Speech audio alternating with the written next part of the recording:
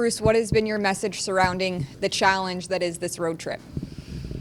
Well, I think our guys know we're playing three of the better teams in the West. I'd put us in that category. So there's lots of important games, points at stake against good teams. We've seen Winnipeg and Edmonton recently, have not seen Minnesota. So that one will be a little different for us. But we're starting to build rivalries, I think, with Winnipeg and Edmonton.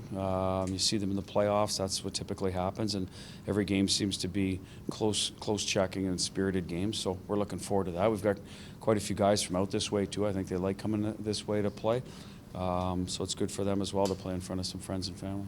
Coming off a break of games, which has been good from a rest and practice standpoint, but sometimes rust comes along with that as well. What are you looking for early in the game to counter that? Well, just to have our legs. Hopefully we simplify our game and don't demand precise execution right away, because that's typically, it looked like that this morning out there. First drill was a bit of a mess and we got going. So that's what you hope, is that you play north, all right? So get it behind them, get your forecheck going, be clean on your breakouts, and not give them easy opportunities till your sort of hands come back, because it has been a while for us, not that long, but still a break like this doesn't come along very often during the season, so you got to expect a little rust, but it also should give you legs in third periods and in all the games in this trip, so that's what we hope we'll get out of it. Bruce, it seems like your team has been able to make the right play at the right time.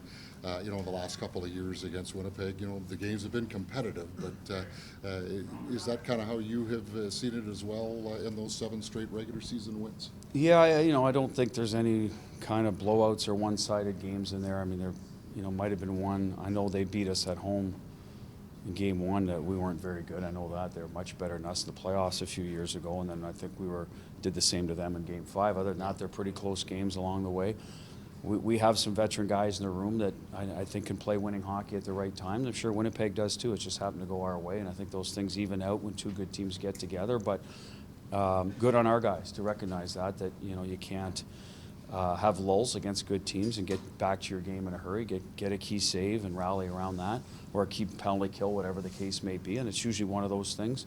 And then as you said, make the play at the right time in the third period. The other night, I think the first game was Carlson and Howden made it right on the rush, and they go to the net, score goals, get rewarded. So, and then we probably got to save somewhere down the line after that ends up being the difference. So, but for us, it's like, I'm sure for them, we look and know who the drivers are of their team. We got to make sure that we make them work for everything.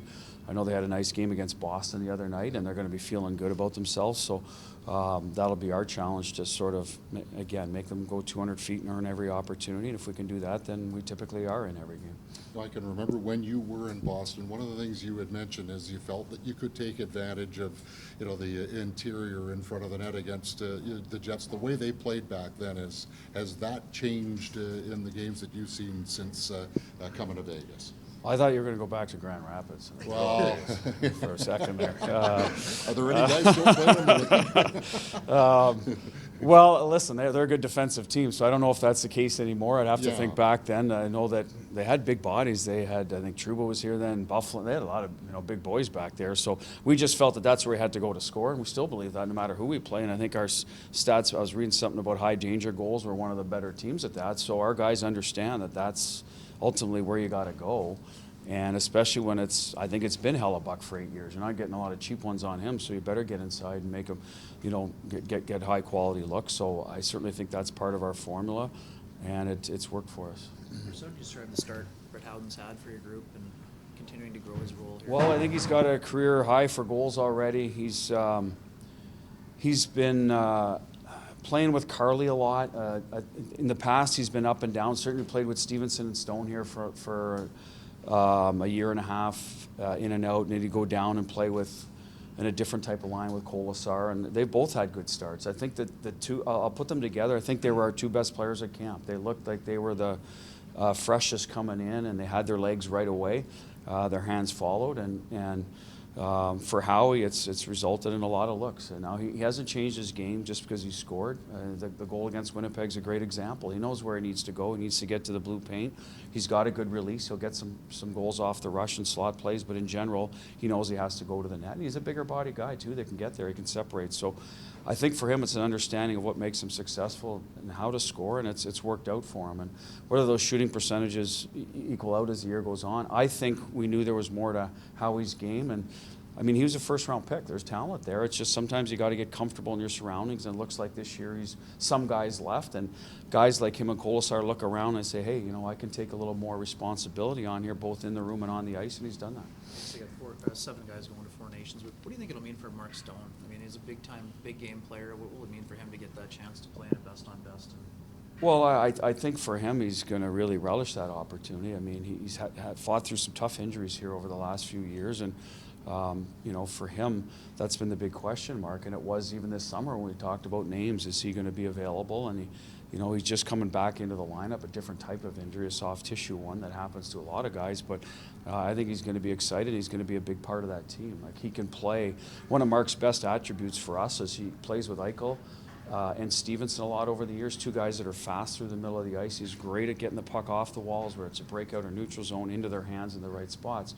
And you start looking at Team Canada lineup with, McDavid, McKinnon, Point, these guys that get through the middle of the ice. He's going to complement one of those centers, and that'd be a big part of his game. And he's able to get open at the other end and find open ice and finish, or finish off a play. He can do both. So that's what Mark will bring to Team Canada, and I know he's going to be excited to, once we get going. It's a ways away, but he'll be a big part of it. Your team's been a lot better on the road, Bruce, over the last 10 games. A lot better on the road. Where have you seen the improvements, do you think, to get those results? Defensively, I thought we weren't anywhere close to 60 minutes that first trip through Washington, Tampa, and Florida. I think we had leads in all, maybe not Washington, but the other 2 games, we weren't able to close out games. I think it was a little bit on us, our puck management, not playing the right way, and we've found ways to drill down on that and get out of those, not allow the home team to get on a big run, right? They might get a goal, but typically we'll get back to it and get back to playing, and I think that's been the biggest difference since the start of the year.